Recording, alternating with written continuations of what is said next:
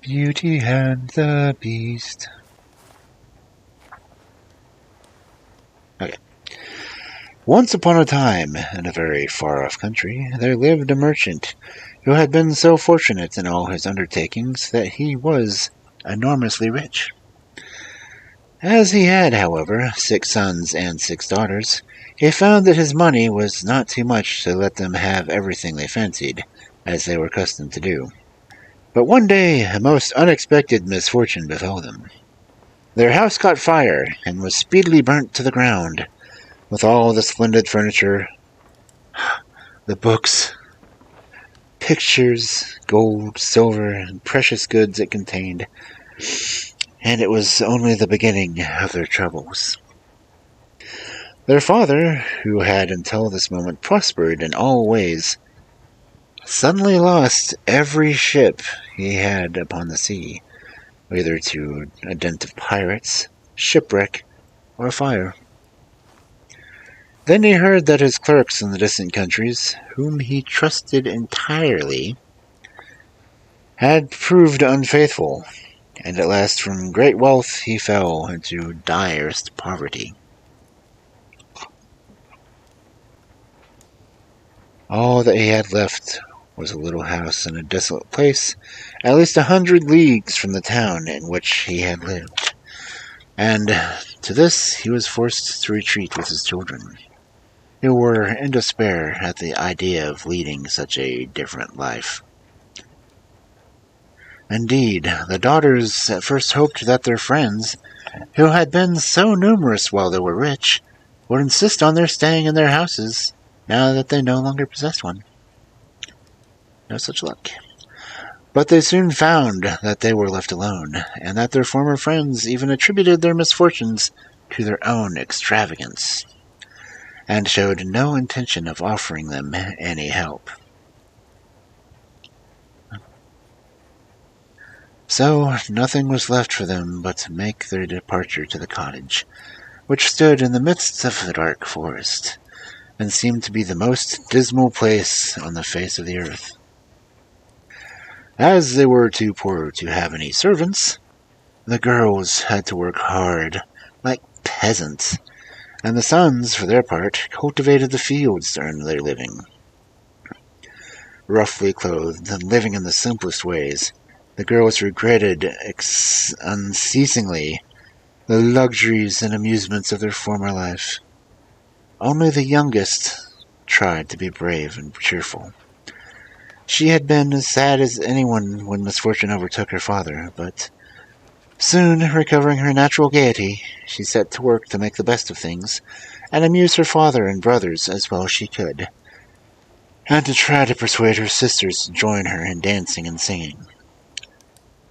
But they would do nothing of the sort, and because she was not as doleful as themselves, they declared that this miserable life was all she was fit for. But she was really far prettier and cleverer than they were. Indeed, she was so lovely that she was always called Beauty. After 2 years, when they were all beginning to get used to their new life, something happened to disturb their tranquility.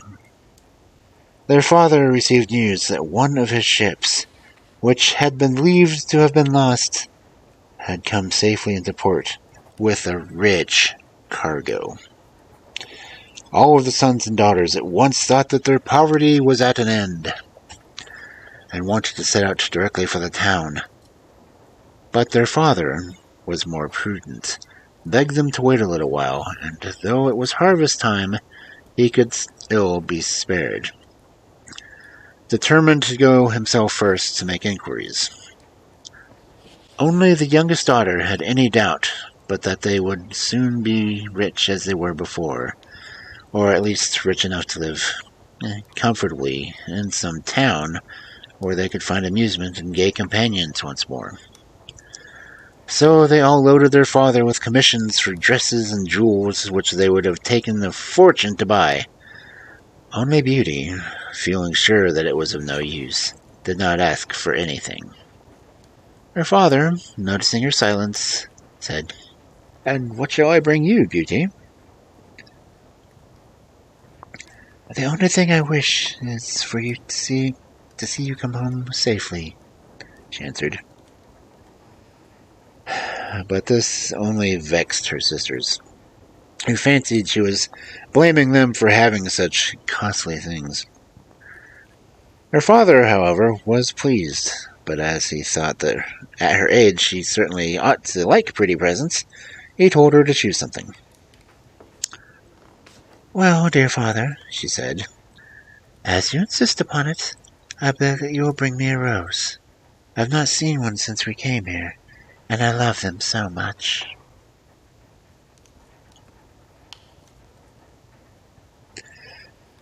So the merchant set out and reached the town as quickly as possible, but only to find that his former companions, believing him to be dead, had already divided between them the goods which the ship had brought, and after 6 months of trouble and expense he found himself as poor as when he'd started, having been able to recover just enough to pay for the costs of his journey. To make matters worse, he was obliged to leave the town in the most terrible weather, so that by the time he was within a few leagues of his home, he was almost exhausted with cold and fatigue. Though he knew it would take some hours to get through the forest, he was so anxious to be at his journey's end that he resolved to go on. But night overtook him, and the deep snow and bitter frost made it impossible for his horse to carry him any further. Ouch. Not a house was to be seen. The only shelter he could get was the hollow trunk of a great tree. And there he crouched all night, which seemed to him the longest he had ever known. In spite of his weariness, the howling of the wolves kept him awake, and even when at last the day broke, he was not much better off, for the falling snow had covered every path, and he did not know which way to turn. At length he made out some sort of track, and though the beginning of the journey was rough and slippery, that he fell down more than once, it presently became easier, and led him to an avenue of trees, which ended in a splendid castle.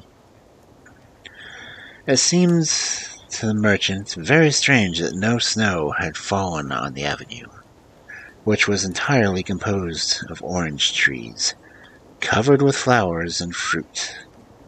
When he reached the first court of the castle, he saw before him a flight of agate steps, and went up them and passed through several splendid furnished rooms.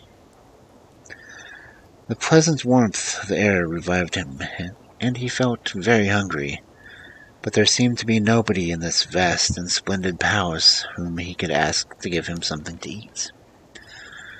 Deep silence reigned everywhere, and at last, tired of roaming through empty rooms and galleries, he stopped in a smaller room and take a rest, where a clear fire was burning and a couch was drawn up closely to it.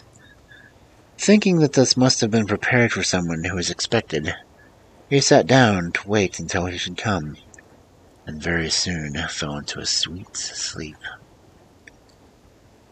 When his extreme hunger wakened him after several hours, he was still alone, but a little table upon which was a good dinner had been drawn up close to him, and as he had eaten nothing for 24 hours, he lost no time in beginning his meal, hoping that he might soon have an opportunity of thanking this considerate entertainer, whoever it might be. But no one appeared, and even after another long sleep, from which he woke completely refreshed, there was no sign of anybody, though a fresh meal of dainty cakes and fruit was prepared upon the little table at his elbow. Being naturally timid, the silence began to terrify him, and he resolved to search once more through all the rooms, but it was of no use. Not even a servant was to be seen. There was no sign of life in the palace. He began to wonder what he should do, and to amuse himself by pretending that all the treasures he saw were his own, and considering how he would divide them amongst his children. Then he went down into the garden, and though it was winter everywhere else, Here the sun shone, and the birds sang, and the flowers bloomed, and the air was soft and sweet. The merchant, in ecstasies with all he saw and heard, said to himself, "This must be meant for me. I will go this minute and bring my children to share all these delights." In spite of being so cold and weary when he reached the castle, he had taken his horse to the stable and fed it. Now he thought he would saddle it and for his homeward journey, and he turned down the path which led to the stable. This path had a hedge of roses on each side of it, and the merchant thought he had never seen or smelt such exquisite flowers. They reminded him of his promise to Beauty, and he stopped and had just gathered one to take to her when he was startled by a strange noise behind him. Turning round, he saw a frightful beast, which seemed to be very angry, and said with a terrible voice, "Who told you you could gather my roses?" "Was it not enough that I allowed you to be in my palace? Was it kind to you? Is this the way you show your gratitude, by stealing my flowers? But your insolence shall not go unpunished." The merchant, terrified by these furious words, dropped the fatal rose, and throwing himself on his knees, "Pardon me, noble sir, I am terribly grateful for you and your hospitality, which was so magnificent that I could not imagine that you would be offended by my taking of such a thing as a rose." But the beast's anger was not lessened by the speech. "You are very ready with excuses and flattery," he cried. "But that will not save you from death you deserve." "Alas," thought the merchant, "if my daughter were only to know what danger her rose has brought into me." And in despair he began to tell the beast all his misfortunes, and the reason of his journey, not forgetting to mention Beauty's reason. "The king's ransom would hardly have procured all that my daughters asked," he said, "but I thought that I might at least take Beauty her rose. I beg you to forgive me, for you see I meant no harm."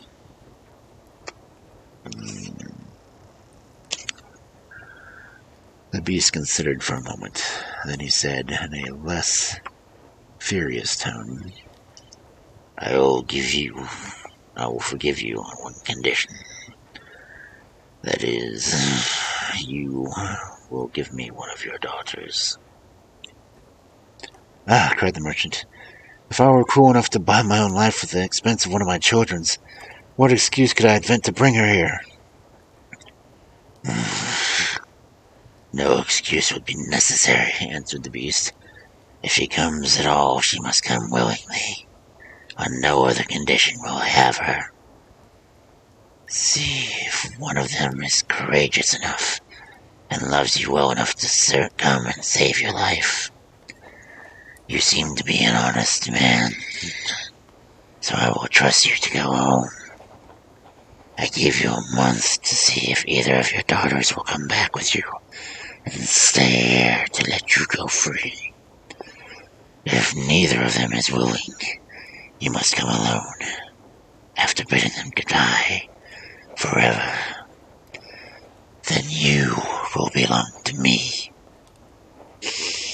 And do not imagine that you can hide from me, for if you fail to keep your word, I will come and fetch you," added the beast grimly. The merchant accepted this proposal, though he did not really think any of his daughters could be persuaded to come. He had promised to return at the time appointed, and then, anxious to escape from the presence of the beast, he asked permission to set off at once. But the beast answered that he could not go until the next day. "Then you will find a horse ready for you," he said. "Now go and eat your supper, and await my orders." The poor merchant, more dead than alive, went back to his room, where the most delicious supper was already served on the little table which was drawn up by the blazing fire. But he was too terrified to eat, and only tasted a few of the dishes, for fear the beast should be angry if he did not obey his orders. When he had finished, he heard a great noise in the next room, which he knew meant the beast was coming. As he could do nothing to escape the visit, the only thing that remained was to seem as little afraid as possible. So when the beast appeared and asked roughly if he would sup well, the merchant answered humbly that he had, thanks to his host's kindness. Then the beast warned him to remember their agreement, and to prepare his daughter exactly for what she had to expect. Oh. Do not get up tomorrow, he added, until you see the sun and hear the golden bell ring. Then you will find your breakfast waiting for you here, and the horse you are to ride will be ready in the courtyard. He will also bring you back again when you come with your daughter a month hence. Farewell. Take a rose to beauty, and remember your promise.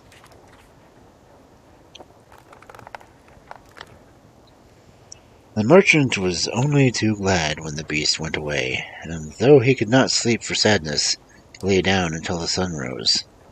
Then, after a hasty breakfast, he went to gather Beauty's rose and mounted his horse, which carried him off so swiftly that in an instant he had lost sight of the palace, and he was still wrapped in the gloomy thoughts when he stopped before the door of the cottage.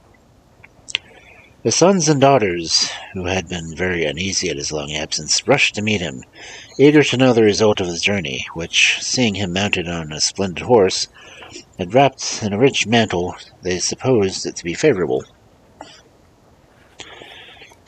He hid the truth from them at first, only saying sadly that Beauty has to give her the rose. Here is what you asked me to bring you. You little know what it cost. But this excited their curiosity so greatly that presently he told them his adventures from beginning to end, and then they were all very unhappy. The girls lamented loudly over their lost hopes, and the sons declared that their father should not return to this terrible castle, and began to make plans for killing the beast if it should come to fetch him.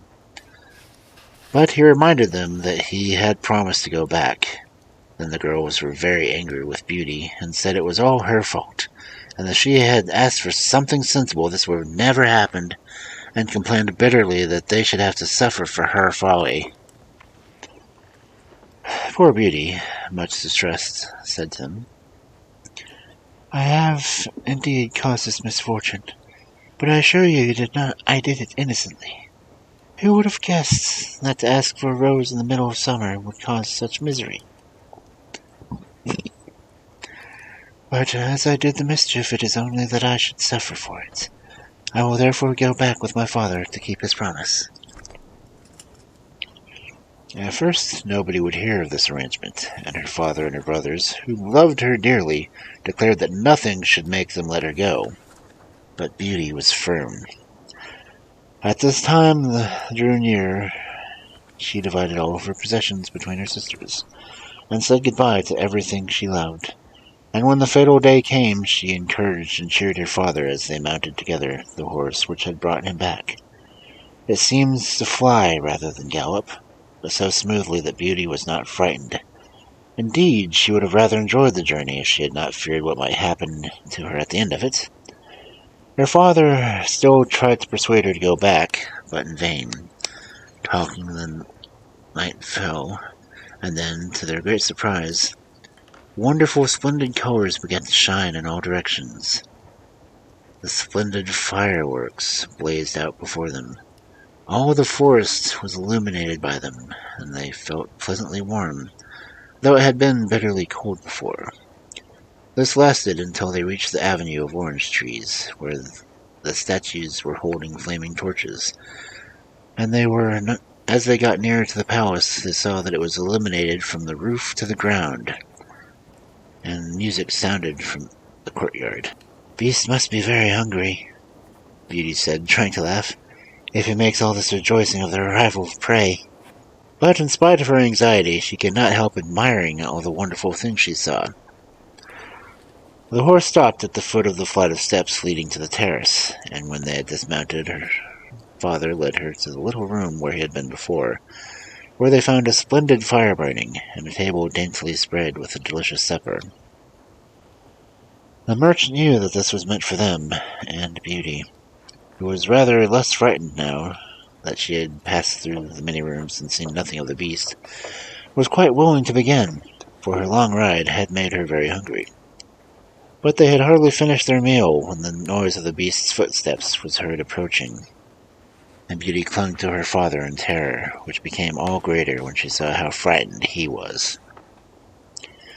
But when the beast really appeared, though she trembled at the sight of him, she made great effort to hide her terror, and saluted him respectfully. This evidently pleased the beast. After looking at her, he said in a tone that might have struck terror in the boldest heart, though he did not seem to be angry. "Good evening, old man. Good evening, Beauty." The merchant was too terrified to reply, but Beauty answered, sweetly, "Good evening, beast." "Have you come willingly?" asked the beast. "Will you be content to stay here when your father goes away?" Beauty answered bravely that she was quite prepared to stay. "I am pleased with you," said the beast. "As you have come on your own accord, you may stay. As for you, old man," he added, turning to the merchants, "at sunrise tomorrow you will take your departure. When the bell rings, get up early and eat your breakfast, and you will find the same horse waiting to take you home. But remember that you must never expect to see my pals again." Then, turning to Beauty, he said, "Take your father into the next room and help him choose everything you think your brothers and sisters would like to have. You will find 2 traveling trunks there. Fill them as full as you can. It is only that you should send them something very precious to remember yourself by." Then he went away after saying, "Goodbye, Beauty. Goodbye, old man." And though Beauty was beginning to think the great dismay of her father's departure, she was afraid to disobey the beast's orders, and they went into the next room, which had shelves and cupboards all around it. And they were greatly surprised at the riches it contained. There were splendid dresses fit for a queen, with all the ornaments that were to be worn with them. And when Beauty opened the cupboards, she was quite dazzled to see gorgeous jewels that lay in heaps on every shelf. After choosing a vast quantity, of which she divided among her sisters, for she made a heap of wonderful dresses for each of them, she opened the last chest, which was full of gold. "I think, father," she said, "that as the gold will be more useful to you, we had better take out the other things again, and fill the trunks with it." So they did this, but the more they put in the more room there seemed to be, and at last they put back all the jewels and dresses that they had taken out, and Beauty even added as many more jewels as she could carry at once. And then the trunks were not too full, but they were so heavy that an elephant could not carry them. "The beast was mocking us," cried the merchant. "He must have pretended to give us all these things, knowing that I could never carry them." "Let us wait and see," answered Beauty. "I cannot believe he meant to deceive us. All we can do is to fasten them up and leave them ready." So they did this, and returned to the little room, where, to their astonishment, they found breakfast ready. The merchant ate his with great appetite, and the beast's generosity made him believe that he might perhaps venture to come back soon to see Beauty. But she felt sure that her father was leaving her forever, so she was very sad when the bell rang sharply for a second time, and warned them that the time had come for them to part. They went down to the courtyard, where 2 horses were waiting, one loaded with the 2 trunks, and the other for him to ride. They were pawing at the ground in an impatience to start, and the merchant was forced to bid Beauty a hasty farewell, and as soon as he was mounted, he went off at such a pace that she lost sight of him in an instant. Then Beauty began to cry and wandered sadly back to her room. But she soon found that she was very sleepy, and she had nothing better to do than she lay down and instantly fell asleep.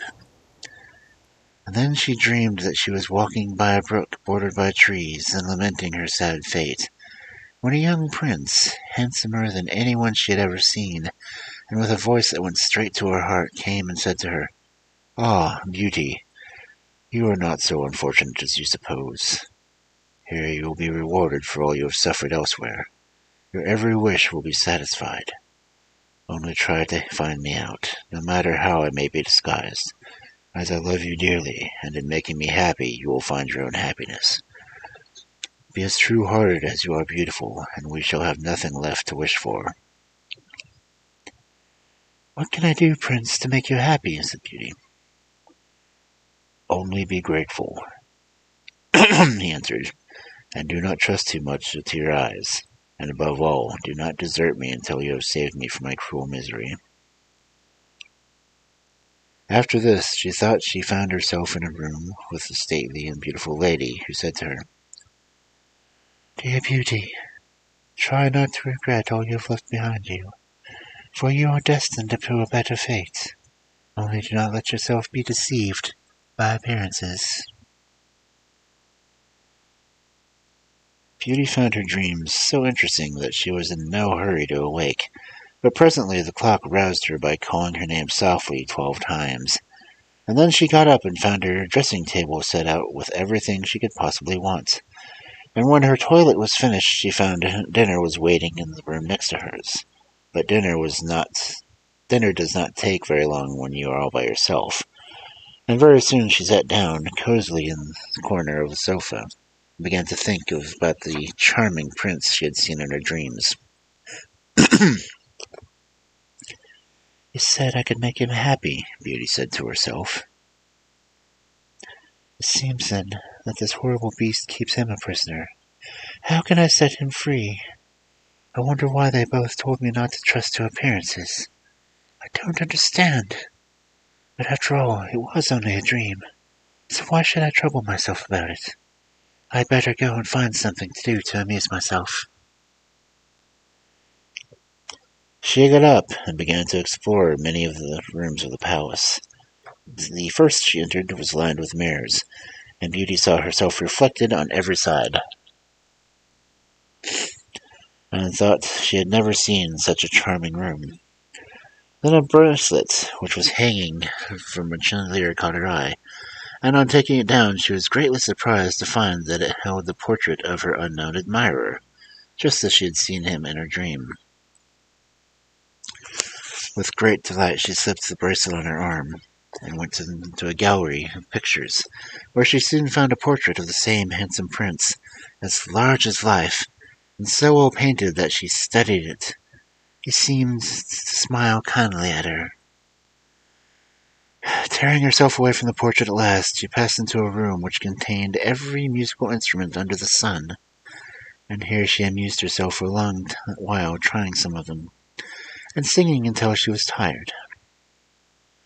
The next room was a library, and she saw everything she had ever wanted to read, as well as everything she had read, and it seemed to her that the whole lifetime would not be enough to read the names of the books, there were so many. By this time it was growing dusk, and the wax candles and the diamond and ruby candlesticks were beginning to light themselves in every room. Beauty found her supper served just at the time she preferred to have it, but she did not see anyone or hear a sound, and though her father had warned her that she would be alone, she began to find it rather dull. But presently she heard Beast coming, and wondered tremblingly if he meant to eat her up now. However, he did not seem all ferocious, and only said gruffly, Good evening, Beauty." She answered cheerfully, and managed to conceal her terror. When the beast asked her how she had been amusing herself, and she told him all the rooms she had seen, Then he asked her if she thought she could be happy in this place, and Beauty answered that everything was so beautiful that she would be very hard to please if she could not be happy. And after about an hour's talk, Beauty began to think that the beast was not nearly so terrible as she had supposed at first. Then he got up to leave her and said in his gruff voice, "Do you love me, Beauty? Will you marry me?" "Oh, what do I say?" cried Beauty, for she was afraid to make the beast angry by refusing. "Say yes or no, without fear," he replied. "Oh, no, beast," said Beauty hastily. "Since you will not, good night, Beauty," he said, and she answered, "Good night, beast." Very glad to find that her refusal had not provoked him, and after he was gone she was very soon in bed asleep, and dreaming of her unknown prince. She thought he came to her and said, "Ah, Beauty, why are you so unkind to me? I fear I am fated to be unhappy for many a long day still." And then her dreams changed, but the charming prince figured in all of them. And in the morning came her first thoughts was to look at the portrait and see if it was really like him, and she found that it certainly was. This morning she decided to amuse herself in the garden, for the sun shone and all the fountains were playing, but she was astonished to find that every place was familiar to her. And presently she came to a brook where the myrtle trees were growing where she had first met the prince in her dream, and that made her think more than ever that he must be kept a prisoner by the beast. When she was tired she went back to the palace and found a new room full of materials of every kind of work, ribbons to make into bows and silks to work into flowers. Then there was an aviary full of rare birds, which were so tame that they flew to Beauty as soon as they saw her and perched upon her shoulders and head. "Pretty little creatures," she said, "how I wish that your cage was nearer to my room, and that I might hear you often sing." So, saying, she opened a door and found to her delight that it led to her own room, though she had thought it was quite on the other side of the palace. There were more birds in the room farther on, parrots and cockatoos that could talk, and they greeted Beauty by name. Indeed, she found them so entertaining that she took one or two back to her room, and they talked to her while she was at supper, after which Beast paid her his usual visit, and asked her the same question as before, then a gruff "Good night," and he took his departure. And Beauty went to bed to dream of her beautiful, mysterious prince.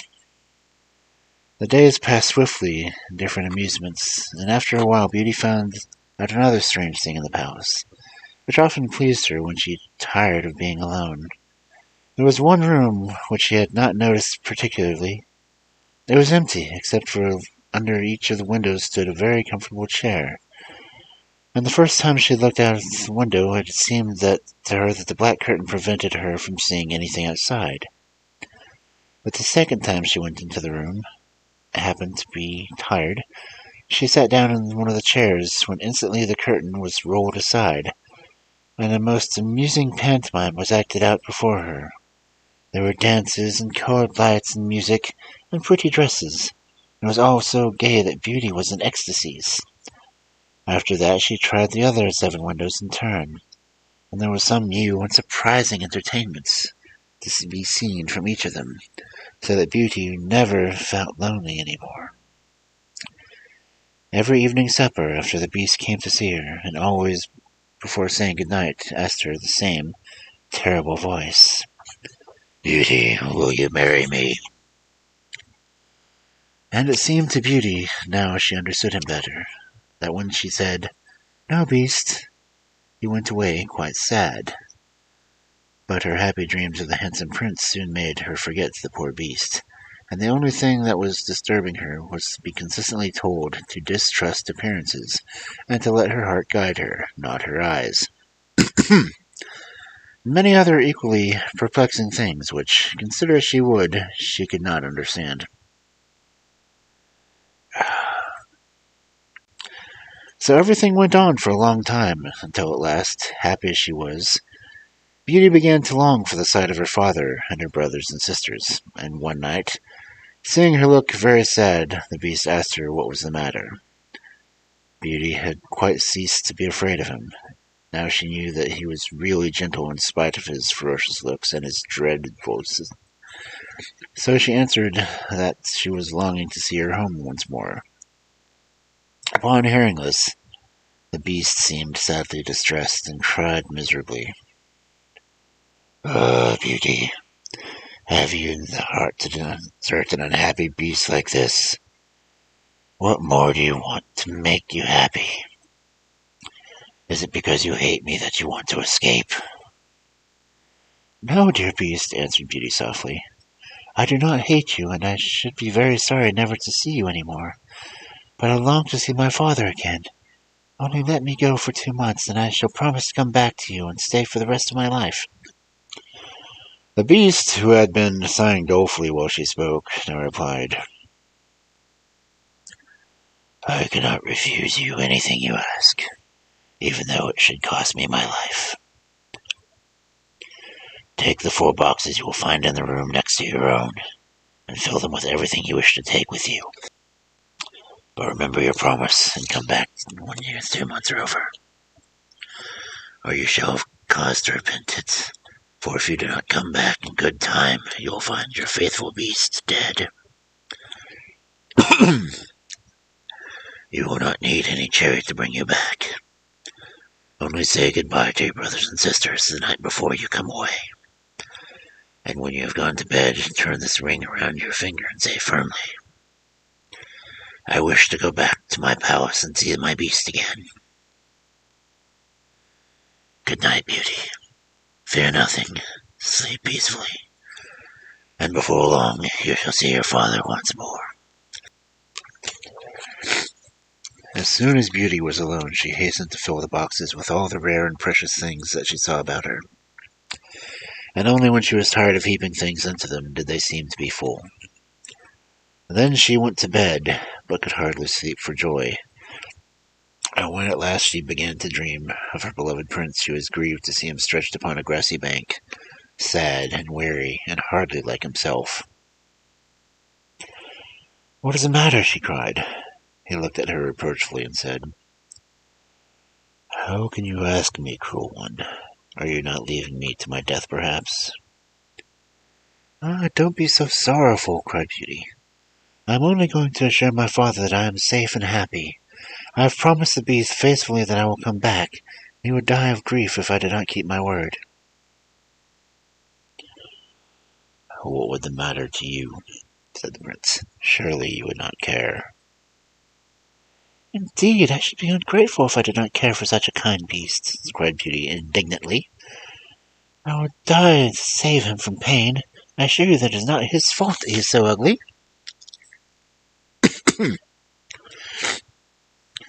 Then a strange sound woke her. Someone was speaking not very far away, and opening her eyes she found herself in a room she had never seen before, which was certainly not nearly so splendid as those she was used to in Beast's palace. Where could she be? She got up and dressed hastily, and then saw that the boxes she had packed the night before were all in the room. While she was wondering what magic the beast had transported them and herself into the strange place, she suddenly heard her father's voice, and rushed out and greeted him joyfully. Her brothers and sisters were all astonished at her appearance, as they had never expected to see her again, and there was no end to the questions they asked her. She had also much to hear about what happened to them while she was away, and her father's journey home. But when they heard that she only came to be with him for a short time, and then must go back to the beast's palace forever, they lamented loudly. Then Beauty asked her father what he thought could be the meaning of her strange dreams, and why the prince consistently begged her not to trust to appearances. After much consideration, he answered, "You tell me that the beast, as frightful as he is, loves you dearly, and deserves your love and gratitude for his gentleness and kindness. I think the prince must mean you to understand that you ought to reward him by doing his wishes to you, in spite of his ugliness." Beauty could not help seeing that this seemed very probable. Still, when she thought of her dear prince who was so handsome, she did not feel at all inclined to marry the beast. At any rate, for 2 months she need not decide, but could enjoy herself with her sisters. But though they were rich now, lived in a town again, and had plenty of acquaintances, Beauty found that nothing amused her very much, and she often thought of the palace where she was so happy, especially as at home she never once dreamed of her dear prince, and she felt quite sad without him. Then her sisters seemed to have got quite used to being without her, and even found her rather in the way, so she would not have been sorry when the 2 months were over, but for her father and brothers, who begged her to stay and seemed so grieved at the thought of her departure that she had not the courage to say goodbye to them. Every day when she got up she meant to say it at night, and when night came she put it off again, until at last she had a dismal dream which helped her make up her mind. She thought she had wandered in a lonely path in the palace gardens, when she heard groans which seemed to come from some bushes hiding an entrance to a cave. And running quickly to see what could be the matter, she found the beast stretched out on his side, apparently dying. He reproached her faintly with being the cause of his distress. At the same moment a stately lady appeared and said gravely, "Ah, Beauty, you are only just in time to save his life. See what happens when people do not keep their promises. If you had delayed one day more, you would have found him dead." Beauty was so terrified by this dream that the next morning she announced her intention of going back at once. That very night she said goodbye to her father and all her brothers and sisters, and as soon as she was in bed she turned a ring around her finger and said firmly, "I wish to go back to my palace and see my beast again," as she had been told to do so. Then she fell asleep instantly, and woke only to hear the clock saying, "Beauty, Beauty," 12 times in its musical voice, which told her at once that she was really in the palace once more. Everything was just as before. Her birds were glad to see her, and Beauty thought she had never known such a long day, for she was so anxious to see the beast again that she felt as if supper time would never come. But when it did come, and no beast appeared, she was really frightened. So after listening and waiting for a long time, she ran down to the garden and searched for him. Up and down the paths and avenues ran poor Beauty, calling him in vain, for no one answered, and not a trace of him she could find, until at last, quite tired, she stopped for a moment's rest, and that she saw, standing opposite the shady path she had seen in her dream. She rushed down it, and sure enough, there was the cave, and in it lay the beast, asleep, as Beauty thought. Quite glad to have found him, she ran up and stroked his head, but, to her horror, he did not move or open his eyes. "Oh, he's dead, and it's my fault," said Beauty, crying bitterly. But then, looking at him again, she fancied he still breathed, and hastily fetching some water from the nearest fountain, she sprinkled it over his face, and to her great delight he began to revive. "Oh, beast, how you frightened me," she cried.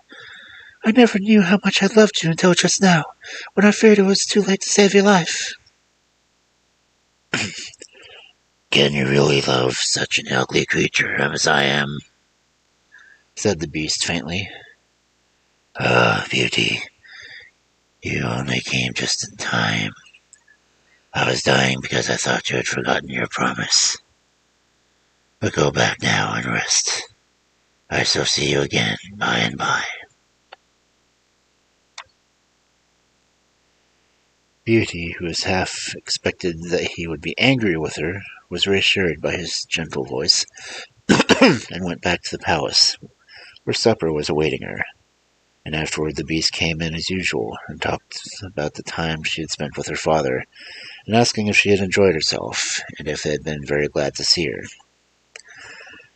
Beauty answered politely, and quite enjoyed telling him all that had happened to her. And when at last the time came for her to go, and he asked, as he had so often before,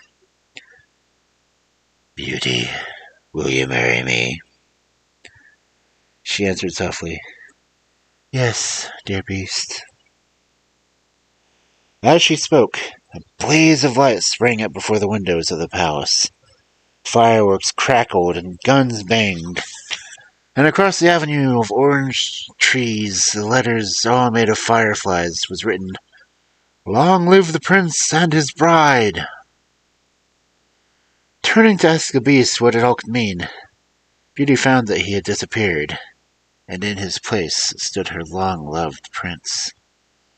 At the same moment the wheels of the chariot were heard upon the terrace, and two ladies entered the room.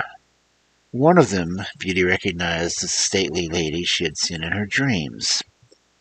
The other was so grand and queenly that Beauty hardly knew which to greet first. But the one she already knew said to her companion, Well, Queen, this is Beauty, who had the courage to rescue your son from the terrible enchantment.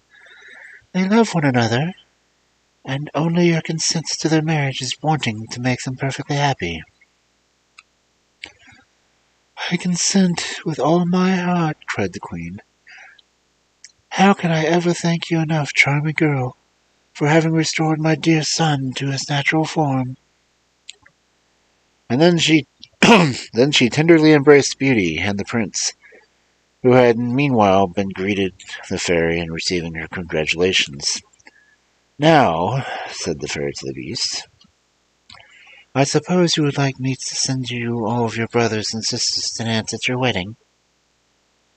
And so she did.